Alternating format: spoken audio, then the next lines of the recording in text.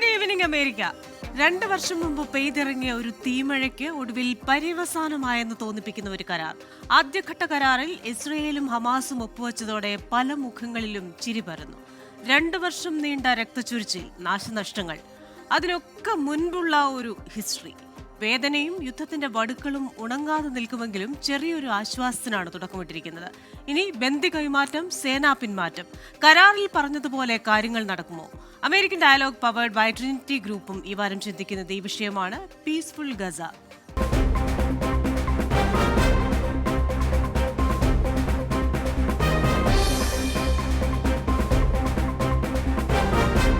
ഇന്നത്തെ എന്റെ അതിഥികൾ: മുൻ നയതന്ത്രജ്ഞൻ ശ്രീ ടി പി ശ്രീനിവാസൻ, രാഷ്ട്രീയ നിരീക്ഷകൻ നിർമ്മൽ എബ്രഹാം, ഫൊക്കാന പ്രസിഡന്റ് സജിമോൻ ആന്റണി, അമേരിക്കൻ രാഷ്ട്രീയ നിരീക്ഷകൻ മിഥുൻ തോമസ് എന്നിവരാണ്. എല്ലാ അതിഥികൾക്കും എല്ലാ പ്രേക്ഷകർക്കും American dialogue powered by Trinity ഗ്രൂപ്പിലേക്ക് ഒരിക്കൽ കൂടി സ്വാഗതം. അതിഥികളിലേക്കാണ് ആദ്യം ശ്രീ ടി പി ശ്രീനിവാസനിലേക്കാണ്. ശ്രീ ടി പി ശ്രീനിവാസൻ, ഇപ്പം നമുക്കറിയാം 1993 ഒരു കരാറുണ്ടായിരുന്നതാണ്. ഹമാസ് തന്നെ ആ കരാർ അട്ടിമറിക്കുകയും ചെയ്തു.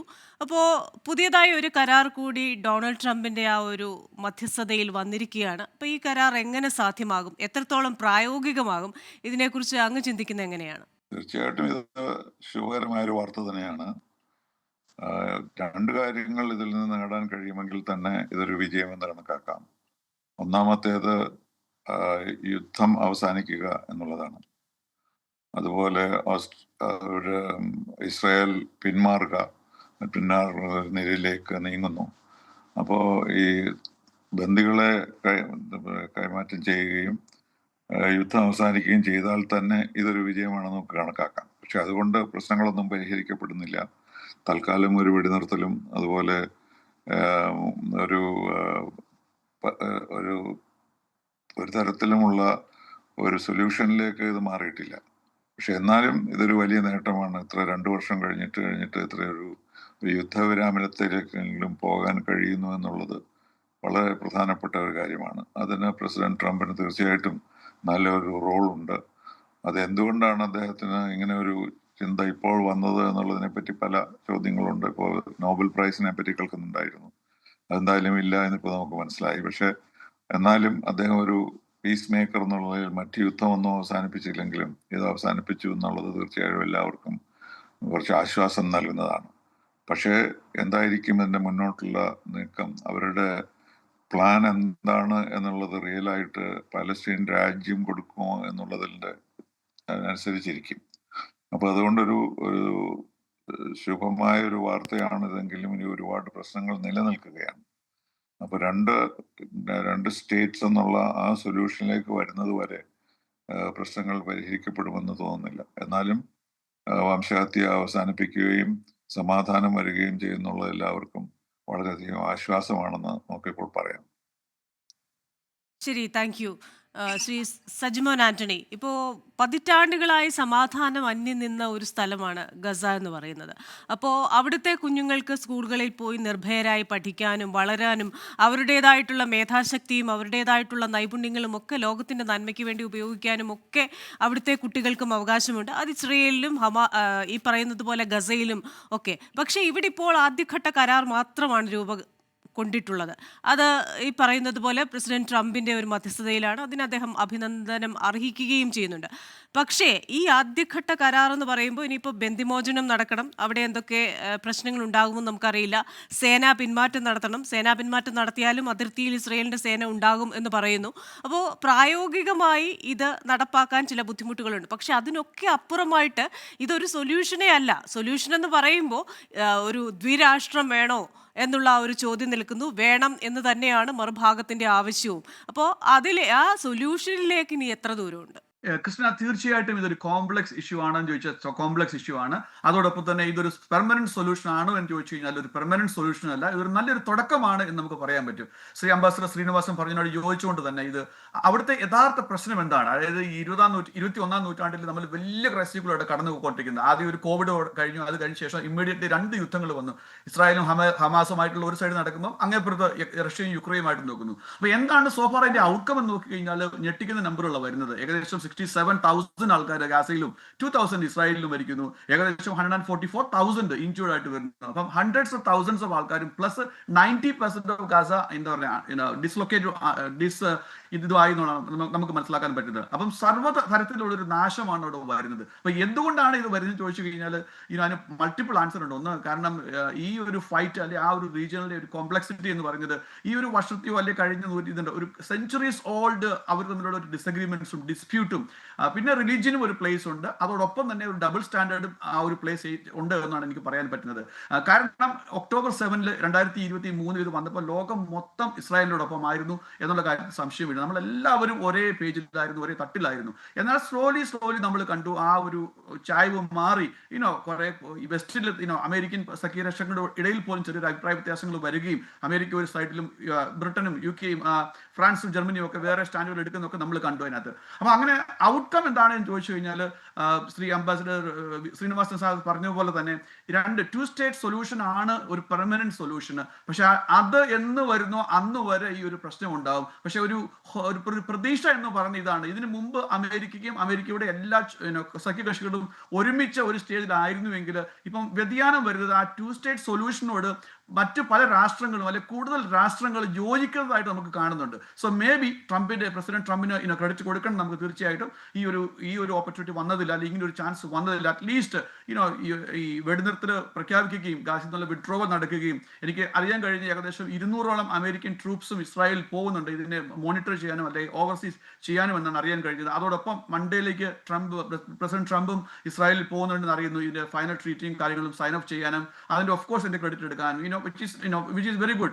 ഓക്കെ, അപ്പൊ അങ്ങനെയുള്ള ഒത്തിരി കാര്യങ്ങൾ ഉണ്ടെങ്കിലും വലിയൊരു ചോദ്യചിഹ്നം ഇപ്പോഴും ഉണ്ട്. കാരണം ഇതിനു മുമ്പ് 1949 നമ്മളെല്ലാവരും കണ്ടു ആർമിറ്റേജ് എഗ്രിമെന്റ് ഉണ്ടായിരുന്നു.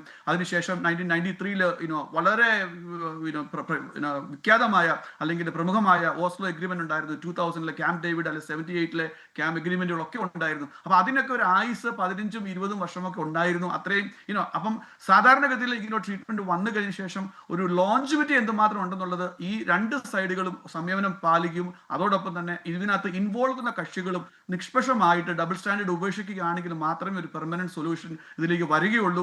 അതോടൊപ്പം തന്നെ ഒരു കാര്യം കൂടെ പറയാൻ ആഗ്രഹിക്കുന്നു. ഇസ്രായേൽ ഗവൺമെന്റ് ഒരു മൈനോറിറ്റി ഗവൺമെന്റ് ആണ്. ബെഞ്ചമിൻ നെതന്യാഹുവിന്റെ അദ്ദേഹത്തിന് 6 സീറ്റോളം കുറവുണ്ട്. അപ്പൊ ആ 6 സീറ്റിൽ എക്സ്ട്രീമിസ്റ്റ് ആയിട്ടുള്ള റൈറ്റ് വിങ്സ് ഉണ്ട്. അപ്പൊ അവരുടെ ഒരു പ്രഷറുടെ ഉണ്ട്. അപ്പൊ ഇനി അടുത്ത തവണ ഇസ്രായേലിൽ ഒരു ഇലക്ഷൻ നടക്കുകയാണെങ്കിൽ ബെഞ്ചമിൻ നെതന്യാഹുള്ള ഏത് ഗ്രൂപ്പിനാണെങ്കിലും ഒരു നല്ലൊരു മജോറിറ്റി കിട്ടുകയും ഈ എക്സ്ട്രീം റൈറ്റ് വിങ് ആയിട്ടുള്ള ആൾക്കാർ ഒന്ന് ഒതുങ്ങുകയും കൂടി ചെയ്യുകയാണെങ്കിൽ മാത്രമേ ഇതിനകത്തൊരു പെർമനന്റ് സൊല്യൂഷനിലേക്ക് പോകത്തുള്ളൂ. അല്ലെങ്കിൽ ഈ ഒരു വെടിനിർത്തൽ ഇവിടെ നിന്ന് താൽക്കാലിക ഒരു ആശ്വാസമായി ഇവരെല്ലാവരും ഒന്ന് ബാൻഡേജ് ഒട്ടിച്ച് പരിക്കുകളായി അങ്ങോട്ടും ഇങ്ങോട്ടുള്ള ആരോപണങ്ങളും പ്രത്യാരോപണങ്ങളും അണ്ടർ ദ ഗ്രൗണ്ടിൽ നടന്നുകൊണ്ടിരിക്കും. പിന്നെ ഒരു പൊട്ടിത്തെറി 5, 6 അല്ലെങ്കിൽ 10 വർഷം കഴിഞ്ഞ് പിന്നെയും വരും. പിന്നെയും നമ്മളെല്ലാവരും ഇത് തന്നെ ചർച്ച ചെയ്ത സിറ്റുവേഷനിലേക്ക് വരും. അപ്പൊ ഒരു കോൺഷ്യസ് ആയിട്ടുള്ള ഇഫേർട്സ് രണ്ട് സൈഡിനും, അതോടൊപ്പം തന്നെ മധ്യകക്ഷിയായിട്ട് നിൽക്കുന്ന അല്ലെങ്കിൽ ഈ കരാറുമായിട്ട് ഇവരെ യോജിപ്പിക്കാൻ ശ്രമിക്കുന്ന രാഷ്ട്രങ്ങളും നിഷ്പക്ഷമായിട്ട് നിന്നു കഴിഞ്ഞാൽ മാത്രമേ ഒരു ടു സ്റ്റേറ്റ് പെർമനന്റ് സൊല്യൂഷനിലേക്ക് പോയാൽ മാത്രമേ ഇതിനൊരു പരിഹാരം കാണൂ എന്നുള്ളതാണ് എനിക്ക് ഇവിടുന്ന് പറയാൻ പറ്റുന്നത്. ക്രിസ്റ്റിന. ശരി, thank you Shri Nirmal Abraham. ഇപ്പോൾ മിഡിൽ ഈസ്റ്റിന് ഇതിന് വലിയൊരു റോളുണ്ട്. ഇപ്പോൾ നമ്മൾ ട്രംപ് അവസാനം ഈ ഒരു പ്രഖ്യാപനം നടത്തിയെങ്കിലും ഇതിലേക്ക് കൊണ്ടുവരുന്നതിൽ, ഈ ഒരു കരാറിലേക്ക് കൊണ്ടുവരുന്നതിൽ പലവട്ടം ചർച്ച നടത്തുന്നതിലൊക്കെ ഈജിപ്തിനാണെങ്കിലും ഖത്തറിനാണെങ്കിലും ഒക്കെ അവരെത്രത്തോളം പങ്കാളിത്തം അതിൽ വഹിച്ചിരുന്നു എന്ന് നമുക്കറിയാം. അപ്പോൾ ഇനിയൊരു ടു സ്റ്റേറ്റ് ആണെങ്കിലും അല്ലെങ്കിൽ ഒരു പെർമനന്റ് സൊല്യൂഷനിലേക്ക് പോകുമ്പോൾ മിഡിൽ ഈസ്റ്റിന്റെ ഒരു റോൾ എന്തായിരിക്കും?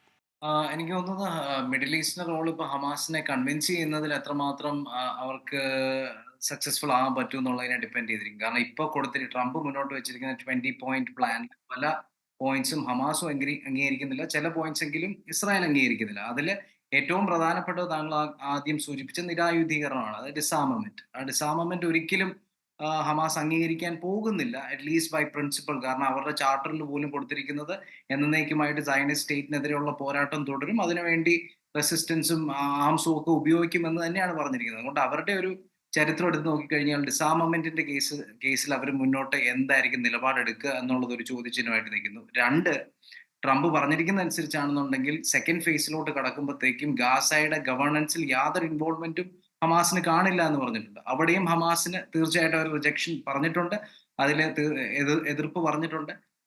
മൂന്നാമത്തെ കാര്യം, ഈ അവർക്ക് ഗവേണൻസ് ഇല്ലെങ്കിലും മറ്റുള്ള ആരാണ് ഇത് ഗവേൺ ചെയ്യാൻ പോകുന്നത്? ഇപ്പൊ ട്രംപിന്റെ നേതൃത്വത്തിലുള്ള ഒരു ടീം, ട്രംപും ടോണി ബ്ലെയറും ഒക്കെ നേതൃത്വം എടുത്ത് ഒരു ബോർഡ് ഓഫ് പീസ് എന്ന് പറഞ്ഞൊരു സംഘടന ഉണ്ടാക്കി അതും അവർക്ക് അംഗീകരിക്കാൻ പറ്റുന്ന കാര്യമല്ല. അപ്പൊ ഇങ്ങനത്തെ കാര്യങ്ങളൊക്കെ നിലനിൽക്കെ ഫേസ് 1 കഴിഞ്ഞ് മുന്നോട്ട് പോകാതെ നമുക്കത് പ്രെഡിക്റ്റ് ചെയ്യാൻ പറ്റും എന്നുള്ളത് പറയാൻ പറ്റില്ല. കാരണം ഫേസ് 1 ഈ പറഞ്ഞ പോലെ ഹോസ്റ്റേജസിനെ തിരിച്ചെത്തിച്ച് പ്രിസണേഴ്സിനെ അങ്ങോട്ട് കൊടുത്തതിന് ശേഷം ആണ് ഈ ഒരു ലെവൽ ഓഫ് ഡിസ്കഷൻ നടക്കാൻ പോകുന്നത്. അപ്പൊ അത് നടക്കാതെ കാര്യങ്ങൾ മുന്നോട്ട് നീങ്ങുമെന്ന് അറിയാൻ പറ്റില്ല. രണ്ടാമത്തെ കാര്യം, സീസ് ഫയർ ഇസ്രായേലിന്റെ ചരിത്രം എടുത്ത് നോക്കിക്കഴിഞ്ഞു കഴിഞ്ഞാൽ പലപ്പോഴും ഇത്തരത്തിലുള്ള ടെമ്പററി ആയിട്ടുള്ള സീസ് ഫയർ ഇടയ്ക്ക് കയറി വരുമ്പോഴൊക്കെ തന്നെ അത് ബ്രേക്ക് ചെയ്ത ചരിത്രം ഇസ്രായേലിനുണ്ട്. അത് പല റീസൺസ് കൊണ്ടാണ്. അത് ബ്രേക്ക് ചെയ്യാൻ തക്ക വിധത്തിലുള്ള പോയിന്റ്സും ഇതിൻ്റെ അകത്തുണ്ട്. ഫോർ എക്സാമ്പിൾ, ഡിസാം ചെയ്തില്ലെങ്കിൽ അല്ലെങ്കിൽ ഹമാസിന് യാതൊരു ഇൻവോൾവ്മെന്റും കാണത്തില്ല എന്നുള്ളത്, ഡീമിലിറ്ററൈസ് ചെയ്യുമെന്നുള്ളത്. അപ്പൊ ഇങ്ങനെയുള്ള കാര്യങ്ങളൊക്കെ നിലനിൽക്കെ ഇസ്രായേലിനെ അറ്റാക്ക് ചെയ്യാനുള്ള ക്ലോസുകൾ ഇട്ട് കൊടുത്തോണ്ടാണ് ട്രംപ് ഈ 20 പോയിന്റ് പ്ലാൻ ഇട്ട് വെച്ചിരിക്കുന്നത്. ഇസ്രായേലിന്റെ ചരിത്രം എടുത്താലും ഇപ്പൊ 2008 ഈ റീസെന്റ് കഴിഞ്ഞ ഒരു 15-20 വർഷത്തെ കണക്കെടുത്തു കഴിഞ്ഞാൽ 2008 ട്രൂസ് ഈജിപ്റ്റാണ് ബ്രോക്കർ ചെയ്തത്. 6 മാസം ആണ് സമയം പറഞ്ഞത്, 5-ാം മാസത്തിൽ തന്നെ അത് ബ്രേക്ക് ചെയ്തു. 2012 2-ാം ദിവസം തന്നെ ബ്രേക്ക് ചെയ്തു. 2014 2-ാം മണിക്കൂറിൽ തന്നെ ബ്രേക്ക് ചെയ്തു. 2023 ഏറ്റവും ലേറ്റസ്റ്റ് ആയിട്ടുള്ള അല്ലെങ്കിൽ വാർ തുടങ്ങിയതിന് ശേഷമുള്ള ഇതുപോലെ ഒരാഴ്ചയ്ക്ക് അപ്പുറം നിന്നില്ല. അതുകൊണ്ട് നമുക്ക് കൃത്യമായിട്ട് ഈ ഫേസ് 1 കഴിയാതെ, ഹോസ്റ്റേജസിന്റെ കൈമാറ്റം കഴിയാതെ, അതിൻ്റെ അകത്ത് കൃത്യമായിട്ട് അതിൻ്റെ അകത്ത് കൺഫ്യൂഷൻസ് ഉണ്ട്. അതായത് 20 ഹോസ്റ്റേജസും മരിച്ചുപോയ 28 പേരുടെ ബോഡീസും വേണമെന്ന് അവകാശപ്പെട്ടിട്ടുണ്ട്. പക്ഷേ 28 പേരുടെ ബോഡീസ് കൈമാറ്റം ചെയ്യാൻ ഹമാസ് തയ്യാറല്ല. അവർ പറയുന്ന ബോഡീസ് കണ്ടെത്താൻ ബുദ്ധിമുട്ടുണ്ട്, കൊണ്ട് അത് തരാൻ കഴിയില്ല എന്നാണ്. അപ്പൊ അങ്ങനെയുള്ള ഒത്തിരി ഡിസഗ്രിമെന്റ്സ് അവിടെ ഉണ്ട്. അതുകൊണ്ട് ഫേസ് 1 കഴിയാതെ സെക്കൻഡ് ഫേസിലോട്ട് നമുക്ക് പോകാൻ പറ്റുമോ, പീസ് ഡീലിലോട്ട് പോകാൻ പറ്റുമോ എന്ന് പറയാൻ പറ്റാത്തൊരു സിറ്റുവേഷൻ ആണ് ഇപ്പോൾ. ശ്രീ മിഥുൻ തോമസ്, ഇപ്പോൾ ഈ ഒരു ഡിപ്ലോമസിയിൽ നമ്മൾ മുൻപെങ്ങും കാണാത്ത രീതിയിലുള്ള ഒരു ഡെവലപ്മെന്റ് കൂടെ നമ്മൾ കണ്ടു. കാരണം ഈ ഒരു മധ്യസ്ഥ ചർച്ചയ്ക്കായി ട്രംപ് അയക്കുന്നത് മരുമോനായ ജെറഡ് കുഷ്നറെയാണ്. സ്റ്റീവ് വിറ്റ്കോഫിനൊപ്പം അദ്ദേഹവും പോയിരുന്നു. അപ്പോൾ അത്തരത്തിൽ സ്വന്തം കുടുംബത്തിൽ നിന്ന് തന്നെ ഒരാളിനെ ഇത്തരത്തിലൊരു നയതന്ത്രത്തിനായി അയക്കുന്നു. എന്തായിരിക്കും അതിൻ്റെ പിന്നിലുള്ള ഒരു സ്ട്രാറ്റജിയാണോ, അതോ മറ്റ് സാധാരണമായി സംഭവിക്കുന്ന ഒന്നെന്ന് നമുക്കത് വിലയിരുത്താനാകുമോ? ഇത്തരത്തിൽ രണ്ട് രാജ്യങ്ങൾ തമ്മിലുള്ള വർഷങ്ങളായിട്ടുള്ള, അതായത് ഇത്രയും ആഴം ഉള്ള, ഇത്രയും ചരിത്രമുള്ള ഒരു പ്രശ്ന പരിഹാരത്തിനായി അല്ലെങ്കിൽ ഒരു മധ്യസ്ഥ ഉടമ്പടിക്കായി സ്വന്തം മരുമകനെ തന്നെ ട്രംപ് നിയോഗിക്കുന്നു. 40 വർഷത്തോളമായിട്ട് ഒരേ അമേരിക്കൻ പ്രസിഡന്റ് മാത്രമാണ് പവർഫുള്ളും ഡിപ്ലോമസിയും ഒരേ തരത്തിൽ കൊണ്ടുപോയിരിക്കുന്നത്.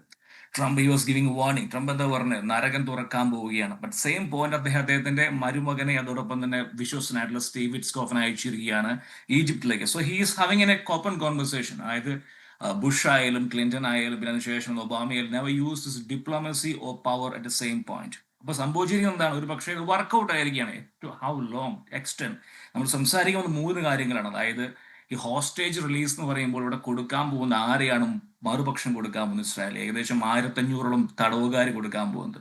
തിങ്ക് അബൌട്ട് 2008 ഗിലഡ് ഷലി എന്ന് പറയുന്ന പട്ടാളക്കാരന് വേണ്ടി 1000ഓളം പേരെ കൊടുത്തപ്പോൾ കിട്ടിയിരിക്കുന്നതാണ് ഒക്ടോബർ 7-ാം തീയതി. ഒന്നാമത്തെ കാര്യം നമ്മൾ പറയാൻ പോകുന്നത്. രണ്ടാമത്തെ കാര്യം പറയാൻ പോകുന്നത് കുട്ടികളെ പറ്റി. 2 മില്യൺ കുട്ടികളാണ് ഡിസ്പ്ലേസ്ഡ് ആയിരിക്കുന്നത്. കുട്ടികളും ഗർഭിണികളും സ്ത്രീകളും ആണുങ്ങളും. അവർക്ക് ജീവിക്കാൻ ഭവനമില്ല, ഗാസയിൽ സ്കൂളില്ല, ആശുപത്രിയില്ല. Who's gone to build that? ആരാണ് ഇപ്പോൾ വരാൻ പോകുന്നു പറയുന്നത്? വാട്ട് മൈ കൺസേൺ, ഞാൻ റേസ് ചെയ്യാൻ പോകുന്നു പറയുന്നത് ഹമാസിന്റെ ബ്രീഡിംഗ് ഗ്രൗണ്ട് അവൻ മാറുകയോ ഗാസ? കാരണം ഈ കുട്ടികൾ സ്കൂളില്ല, അച്ഛനില്ല, അമ്മയില്ല, സഹോദരങ്ങളില്ല.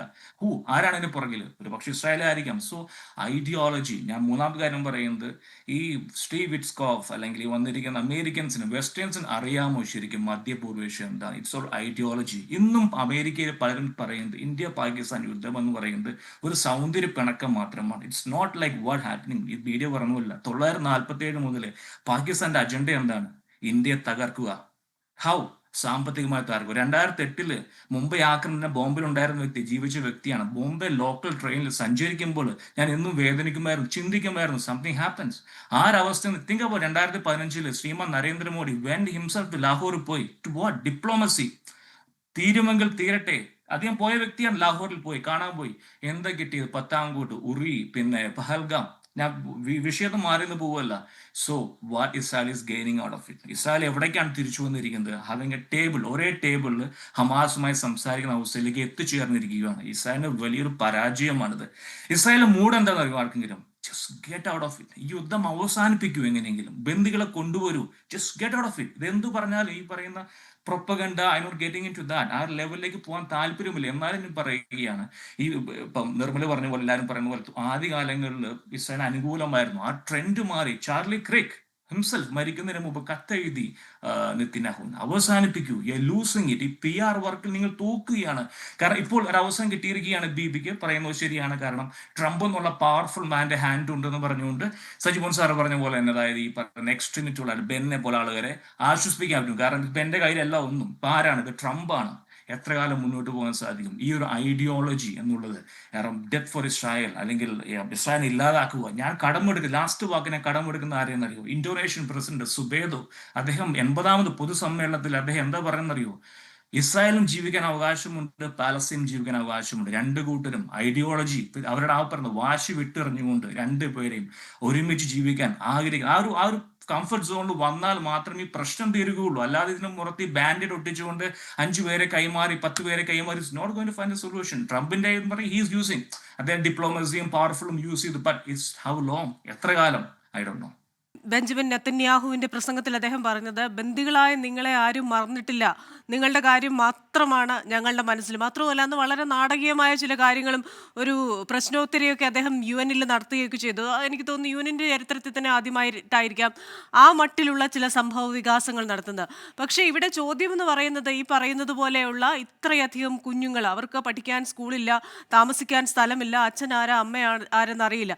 അതുകൊണ്ട് തന്നെ ആ മേഖലയുടെ ഒരു പുനർനിർമ്മാണം, ഇതിപ്പോൾ ഒരു ആദ്യഘട്ട കരാർ, വെടിനിർത്തൽ, സേനാ പിന്മാറ്റം എന്നൊക്കെ പറയുമ്പോൾ അതിനൊക്കെ അപ്പുറമായിട്ട് വെടിനിർത്തി കഴിഞ്ഞും ഇത്രയധികം ജനങ്ങൾ, ആരുമില്ലാത്ത ഈ ജനങ്ങൾ, അവരുടെ ഒരു പുനർനിർമ്മാണത്തെക്കുറിച്ചൊക്കെ എപ്പോഴൊരു ചിന്തയുണ്ടാവും. പക്ഷേ ഈ പ്രസിഡന്റ് ട്രംപിന്റെ അൾട്ടിമേറ്റ് ആയിട്ടുള്ള ഉദ്ദേശം സമാധാനം മാത്രമല്ല. ഇത് ഈ പ്ലാൻ ഉണ്ടാക്കിയ നാല് പേർ, അവരുടെ രണ്ടുപേരുടെയും അജണ്ട ഇതൊരു റിവിയേറ ആക്കണം എന്നുള്ളതാണ്. അപ്പോൾ ഇവരെ പാലസ്തീൻകാരെ എങ്ങോട്ട് അയക്കും എന്നുള്ള ചോദ്യം ഇപ്പോഴും നിൽക്കുകയാണ്. അവരെ അവിടെ തന്നെ സെറ്റിൽ ചെയ്യാനുള്ള സാധ്യതകൾ കുറവാണ്, അല്ലെങ്കിൽ അവർ ആഗ്രഹിക്കുന്നത് അതല്ല. അപ്പോൾ അങ്ങനെ ഒരു പ്ലാൻ തീർച്ചയായിട്ടും ഇതിന്റെ പുറകിലുണ്ട്, അതെല്ലാവർക്കും അറിയാം. പിന്നെ ഐക്യരാഷ്ട്ര സംഘടനയ്ക്ക് യാതൊരു ഇൻവോൾവ്മെന്റും ഇതിലില്ല. റീഹാബിലിറ്റേഷന് വേണ്ടിയും അതുപോലെ ഹ്യൂമാനിറ്റേറിയൻ ഹെൽപ്പിനൊക്കെ വേണ്ടി ഐക്യരാഷ്ട്ര സംഘടന ഉപയോഗിക്കും, UNRWA ഉപയോഗിക്കും എന്നൊക്കെ പറയുന്നെങ്കിൽ പോലും എന്താണ് ഇതിന് ശേഷം നടക്കാൻ പോകുന്നത് എന്ന് നമുക്കറിയില്ല. പക്ഷെ ആദ്യമായിട്ടാണ് ഒരു അമേരിക്കൻ പ്രസിഡന്റ് ഡയറക്റ്റ് ആയിട്ട് ഇക്കാര്യത്തിൽ ഇൻവോൾവ് ചെയ്യുന്നത്. അതിന്റെ പ്രധാന കാരണം ഇസ്രായേലിന്റെ, ഇപ്പൊ എല്ലാവരും ഒബ്സർവ് ചെയ്തതുപോലെ, ഇസ്രായേലിന്റെ പേര് നശിക്കുന്നു, അത് ഇല്ലാതാകുന്നു എന്നുള്ള ഒരു ചോദ്യത്തിൽ നിന്ന് മാത്രമാണ് ഈ പ്രസിഡന്റിന്റെ ഉദ്ദേശം. അല്ലാതെ ഗാസയിൽ സമാധാനം കൊണ്ടുവരണം എന്നുള്ളതൊന്നുമല്ല. കാരണം ഇസ്രായേല് വളരെ പ്രയാസപ്പെട്ട ഒരു സ്ഥിതിയിലാണ് ഇപ്പോഴുള്ളത്. ഇപ്പൊ യുദ്ധം അവസാനിച്ചാൽ തന്നെ ഇസ്രായേലിന്റെ നെതന്യാഹുവിന് എന്ത് സംഭവിക്കുമെന്ന് ആർക്കും അറിയില്ല. ICJയുടെ പ്രശ്നങ്ങളുണ്ട്, ഇന്റർനാഷണൽ ക്രിമിനൽ കോർട്ടുണ്ട്. അപ്പൊ അദ്ദേഹത്തിന്റെ ഇന്റേണൽ സ്റ്റെബിലിറ്റി മാത്രമല്ല, അദ്ദേഹത്തിന്റെ പേഴ്സണൽ ഫ്യൂച്ചർ പോലും അപകടത്തിലുള്ള ഒരു സ്ഥിതിക്ക് എങ്ങനെയാണ് ഇസ്രായേൽ ഇതെല്ലാം സമ്മതിക്കുക എന്നുള്ള ആ ചോദ്യം ഇപ്പോഴും നിലനിൽക്കുകയാണ്. അപ്പൊ ഇപ്പൊ നടക്കുന്നത് അതാണ്. എങ്ങനെയാണ് ഇസ്രായേലിനെ സമാധാനം വരുന്ന ഒരു കാര്യം, പക്ഷെ ഇസ്രായേലിന്റെ അധികാരങ്ങളും അവരുടെ എന്താണ് പ്ലാനുകളും എങ്ങനെ നടത്താൻ കഴിയുമെന്നുള്ളതാണ് പ്രസിഡന്റ് ട്രംപിന്റെ ഏറ്റവും പ്രധാനപ്പെട്ട ഉദ്ദേശം. അപ്പൊ ഈ വംശഹത്യ കൊണ്ട് പ്രശ്നങ്ങൾ പരിഹരിക്കപ്പെടുകയില്ലെന്ന് ഇസ്രായേലിന് തന്നെ അറിയാമല്ലോ. ജ്യൂസിനെ എത്രമാത്രം വംശഹത്യ നടത്തിയിട്ടുണ്ട്, എന്നിട്ടും ഇസ്രായേൽ എന്ന ആശയം മാറിയില്ലല്ലോ. അപ്പോ അതേ കാര്യം തന്നെ അവർക്ക് ഇസ്രായേലിന് അറിയാമായിരിക്കും. ഈ വംശഹത്യ ചെയ്ത് ഹമാസിനെ കൊന്ന് അല്ലെങ്കിൽ ഇവരെല്ലാം പുറത്താക്കിയിട്ട് ഒരു സമാധാനം ഉണ്ടാക്കാൻ സാധ്യമല്ല. കാരണം പാലസ്റ്റൈൻ എന്നുള്ള ഒരു ആവശ്യം ലോകം മുഴുവൻ ഇപ്പോൾ അംഗീകരിച്ചുകൊണ്ടിരിക്കുകയാണ്. അപ്പൊ അതുകൊണ്ട് ഇസ്രായേലിന് എത്രമാത്രം അത് റെസിസ്റ്റ് ചെയ്യാൻ കഴിയുമെന്നുള്ളതാണ് പ്രശ്നം. അപ്പൊ അതുകൊണ്ട് പ്രസിഡന്റ് ട്രംപിന്റെ ഡയറക്റ്റ് ഇൻവോൾവ്മെന്റ് ഉള്ളത് കൊണ്ട് ഇസ്രായേലിനെ ശക്തിപ്പെടുത്തുക എന്നുള്ളൊരു ഉദ്ദേശത്തോടു കൂടിയാണ് ഈ പ്ലാൻ മുന്നോട്ട് വെച്ചിരിക്കുന്നത്. അപ്പോൾ അതുകൊണ്ട് പ്രശ്നങ്ങൾ ധാരാളം ഉണ്ടായിരുന്നു വരാം. പക്ഷെ ഞാൻ നേരത്തെ പറഞ്ഞ പോലെ 2 കാര്യങ്ങൾ നേടിയാൽ തന്നെ ഇതൊരു നല്ല ഒരു കാൽവയ്പായിട്ട് നമുക്ക് കണക്കാക്കാം. കാരണം യുദ്ധം അവസാനിക്കുക എന്നുള്ളത് എല്ലാവരുടെയും ആവശ്യമാണ്. പക്ഷേ ഇസ്രായേലിന്റെ ഭാവിയും അതുപോലെ പാലസ്റ്റൈന്റെ ഭാവിയും വ്യത്യസ്തമായി മുന്നോട്ട് പോകുമ്പോൾ അതിൽ ഈ പീസ് മൂവ്മെന്റ് എന്തെങ്കിലും പ്രയോജനം ഉണ്ടാകും എന്നുള്ള ഒരു ചോദ്യമാണ് നമ്മുടെ മുൻപിൽ നിൽക്കുന്നത്. അത് പരിഹരിക്കാനുള്ള സാധ്യതകളൊന്നും ഇപ്പോൾ കാണുന്നില്ല എന്നുള്ളതാണ് സത്യം. അപ്പൊ ഈ പ്ലാനിന്റെ പുറകിലുള്ളത് ഒരു ഇസ്രായേലിന് പാലസ്തീനെ സ്ഥാപിക്കുക എന്നുള്ളതല്ല, അവരെ അവിടെ മാറ്റിയിട്ട് ആ ഗാസ എന്ന പ്രദേശത്തിന് ഒരു വ്യത്യസ്തമായ രീതിയിൽ കൊണ്ടുവരണം എന്നുള്ളതാണ് പ്രസിഡന്റ് ട്രംപിന്റെ ഉദ്ദേശം. അത് ഉള്ളിടത്തോളം കാലം ഒരു സമാധാനത്തിന് നമുക്ക് പ്രതീക്ഷിക്കാൻ സാധ്യമല്ല. കാരണം രണ്ടു കൂട്ടരും അതിന്റെ ചരിത്രം നോക്കിയാൽ അറിയാം, അവരാരും പിൻവാങ്ങുന്ന തരത്തിലുള്ള ആളുകളല്ല. അപ്പൊ അതുകൊണ്ട് ഇതൊരു ഇപ്പോഴത്തെ ഒരു സമാധാനത്തിന് ഇത് സഹായിച്ചു എന്നുള്ളതിൽ ഉണ്ടെങ്കിൽ പോലും അതിന്റെ ചോദ്യങ്ങളാണ് ഇപ്പോഴും നിൽക്കുന്നത്. അതുകൊണ്ട് ഒരു പെർമനന്റ് സൊല്യൂഷനുള്ള പ്രശ്നങ്ങൾ ഇപ്പോഴും നിലനിൽക്കുകയാണ് എന്ന് നമ്മൾ മനസ്സിലാക്കേണ്ടതുണ്ട്. അതെ, ശ്രീ സജിമോൻ ആന്റണി, പല രാജ്യങ്ങളും ഇതിനായിട്ട് പ്രയത്നിച്ചിട്ടുണ്ട്. നമ്മൾ പറയുന്ന ഈ ഖത്തർ ആണെങ്കിലും ഈജിപ്റ്റ് ആണെങ്കിലും പിന്നെ പല രാജ്യങ്ങളും വളരെ സൈലന്റ് ആയിട്ട് ഇതിന്റെ പിന്നിൽ പ്രവർത്തിച്ചിട്ടുണ്ട്. ഏറ്റവും അധികം ഒരു എഫേർട്ട് എടുത്തത് അമേരിക്കയും അമേരിക്കൻ പ്രസിഡന്റുമാണ്. പക്ഷേ ഇതിപ്പോൾ ഈ ആദ്യഘട്ടം US പ്രസിഡന്റ് അതിന് തൊട്ടു മുമ്പ് തന്നെ പറയുന്നുണ്ടായിരുന്നു, ഹമാസ് ഈ കരാറിലേക്ക് വന്നു കഴിഞ്ഞാൽ അത് അംഗീകരിക്കേണ്ടതാണ്. പക്ഷേ ആ കരാറിലേക്ക് വന്നില്ലെങ്കിൽ ഇസ്രയേൽ നിങ്ങൾക്ക് എന്തുമാകാം എന്നൊരു ലൈസൻസ് കൊടുക്കുന്ന രീതിയിൽ അദ്ദേഹം ഒരു വാക്ക് പറയുകയുണ്ടായി. ഇനി ഈ ആദ്യഘട്ട കരാർ അത് ഫലത്തിലായി ഇത് ലംഘിക്കപ്പെട്ടാൽ ആരിതിന് ഉത്തരം പറയും? നമുക്കറിയാം UN കുറേ നാളായി ഒരു പാരലൈസ്ഡ് ഓർഗനൈസേഷൻ എന്നുള്ള രീതിയിൽ ലോക സമാധാനത്തിനായിട്ട് ഉണ്ടാക്കിയെങ്കിലും UN എന്തെങ്കിലും പ്രതികരണങ്ങൾ ശക്തമായി നടത്തുകയോ കൃത്യമായ ഇടപെടലുകൾ നടത്തുകയോ ചെയ്യുന്നതൊന്നും നമ്മൾ കാണുന്നില്ല. അപ്പോൾ ഇനി ഈ കരാർ ലംഘിക്കപ്പെട്ടാൽ ആരിതിന് ഉത്തരവാദിത്വം പറയും? അത് ഏത് രീതിയിൽ ഏറ്റെടുക്കപ്പെടും? പ്രത്യേകിച്ച് ഈ ട്രംപിന്റെ ഈ വാക്കുകളൊക്കെ നിലനിൽക്കുന്നുണ്ടല്ലോ. കൃഷ്ണ, ഇപ്പോഴത്തെ ഈ ഒരു സിറ്റുവേഷൻ നമ്മുടെ ഗോള് നോക്കുവാണെങ്കിൽ ഒന്ന് ഷോർട്ട് ടൈം ഗോള്, രണ്ട് മിഡ് ടൈം ഗോള്, അല്ലെങ്കിൽ ലോങ് ടൈം ഗോള് നമുക്ക് തിരിക്കാൻ പറ്റും. അപ്പൊ നമ്മൾ എല്ലാവരും പറഞ്ഞു കൊടുക്കുക തന്നെ ഈ ഷോർട്ട് ടൈം ഗോൾ നമ്മൾ ഇത് അച്ചീവ് ചെയ്യാണ്. ഇമ്മീഡിയറ്റ് നമ്മൾ വെടിനിർത്തൽ പ്രഖ്യാപിക്കുന്നു, ബന്ദികളെ സ്വാപ്പ് ചെയ്യുന്നു, അല്ലെങ്കിൽ പ്രിസണേഴ്സിനെ 20 പേരെ അവിടുന്ന് ഇസ്രായേലിൽ നിന്ന് കൊണ്ടുവരുന്നു, അതിനുശേഷം 2000 ആൾക്കാരെ തിരിച്ച് പാലസ്തീന് കൊടുക്കുന്നു.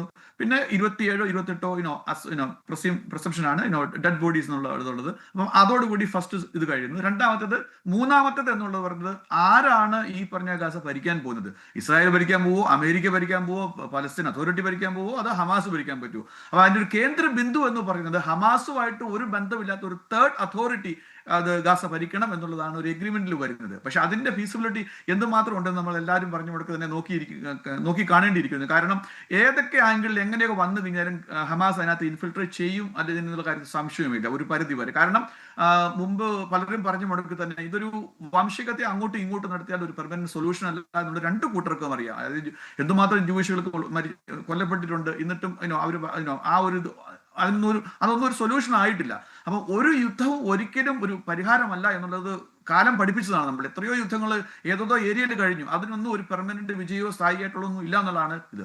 തേർഡ് മുമ്പ് പറഞ്ഞത് ഈ ലോങ് ടൈം ഗോൾ അച്ചീവ് ചെയ്യണമെങ്കിൽ 2 സ്റ്റേറ്റ് സൊല്യൂഷൻ വരികയും പാലസ്തീനെ ഇസ്രായേൽ അംഗീകരിക്കുകയും ഇസ്രായേലിനെ പാലസ്തീൻ അംഗീകരിക്കുകയും അവർ രണ്ടുപേരും കോഎക്സിസ്റ്റ് ചെയ്യുന്ന ഒരു സംവിധാനം അല്ലെ ഒരു മൈൻഡ് സെറ്റ് രണ്ട് കൂട്ടർക്കും വരാത്തിടത്തോളം കാലം ഈ ഒരു ടെമ്പററി പ്രതിഭാസമായിട്ട് മാത്രമേ നമുക്ക് കാണാൻ പറ്റത്തുള്ളൂ. കാരണം ഇതിനു മുമ്പ് പറഞ്ഞ പോലെ തന്നെ പല അക്കോർഡുകളും പല കരാറുകളും ഒക്കെ വന്നതിന് ശേഷം പോലും അതൊരു ടെമ്പററി, അതെല്ലാം ടെമ്പററി അല്ലെങ്കിൽ ഒരു മിഡ് ടൈം ഗോൾ മാത്രമേ ആയുള്ളൂ. ഒരു ലോങ് ടൈമിലേക്ക് വരാത്തതിന്റെ മെയിൻ കാരണം മുമ്പ് പറഞ്ഞ പോലെ തന്നെ ഇവർ രണ്ടു കൂട്ടരും അങ്ങോട്ടും ഇങ്ങോട്ടും അംഗീകരിക്കാത്തതാണ്.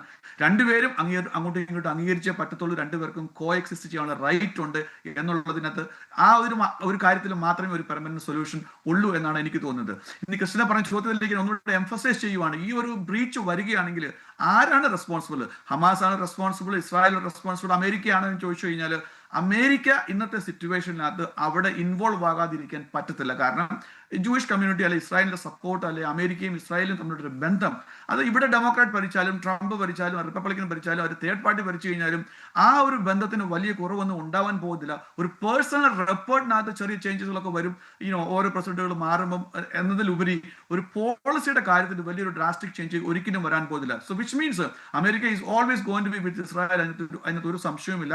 എന്നാൽ അമേരിക്കയുടെ മറ്റ് സഖ്യകക്ഷികളായ ഈജിപ്ത് അല്ലെങ്കിൽ ജോർദാൻ അല്ലെങ്കിൽ UAE, ഖത്തർ അങ്ങനെയുള്ള ആ ഏരിയയുമായിട്ടുള്ള ആ ഒരു ബന്ധം ഊട്ടി ഉറപ്പിച്ചുകൊണ്ട് അമേരിക്കയ്ക്ക് ഇത് ഇംപ്ലിമെന്റ് ചെയ്യാൻ പറ്റും എന്നാണ് എനിക്കൊരു പ്രതീക്ഷയുള്ളത്.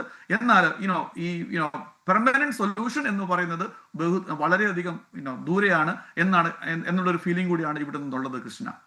ശരി, എന്തായാലും അത്തരത്തിലൊരു ദീർഘകാല പരിഹാരത്തിലേക്ക് അല്ലെങ്കിൽ ഒരു സ്ഥിരമായ പരിഹാരത്തിലേക്ക് പോകുന്ന ഒരു ചെറിയ ചുവടുവയ്പ് എന്ന് നമുക്കിപ്പോൾ അതിനെ പ്രതീക്ഷിക്കാം. ഈ ഒരു കരാർ ലംഘിക്കപ്പെടാതിരിക്കട്ടെ, അത് കൂടുതൽ കൂടുതൽ പുതിയ ചുവടുകളിലേക്കുള്ള ഒരു തുടക്കമാകട്ടെ. മാത്രവുമല്ല ഇതിനെല്ലാം ഉപരി അവിടുത്തെ ആ മനുഷ്യരെ അവരെ എന്താ പറയുന്നത്, അവരുടെ ആ സ്ഥലം പുനർസൃഷ്ടിക്കുന്നതിനും അവർക്ക് നല്ല ഒരിടമാക്കി കൊടുക്കുന്നതിനുമൊക്കെ ഉള്ള ഒരു തുടക്കമായി ഇത് മാറട്ടെ എന്ന് പ്രതീക്ഷിച്ചുകൊണ്ട് നമുക്ക് ഈ ചർച്ച ഇവിടെ അവസാനിപ്പിക്കാം. വളരെ നന്ദി ഈ ചർച്ചയിൽ പങ്കെടുത്തതിന് ശ്രീ ടി.പി. ശ്രീനിവാസൻ, ശ്രീ നിർമ്മൽ എബ്രഹാം, ശ്രീ മിഥുൻ തോമസ് ആൻഡ് ശ്രീ സജിമോൻ ആന്റണി. അപ്പോൾ ഇതൊരു സമാധാന യാത്രയിലേക്കുള്ള തുടക്കം, ഒരു ദീർഘയാത്രയിലേക്കുള്ള തുടക്കം, ഇത് ആദ്യത്തെ ഒരു സ്റ്റോപ്പ് എന്ന് നമുക്ക് കരുതിക്കൊണ്ട് ചർച്ച ഇവിടെ പൂർണ്ണമാവുകയാണ്. അടുത്തയാഴ്ച മറ്റൊരു വിഷയവുമായി വീണ്ടും കാണാം. Till then stay safe.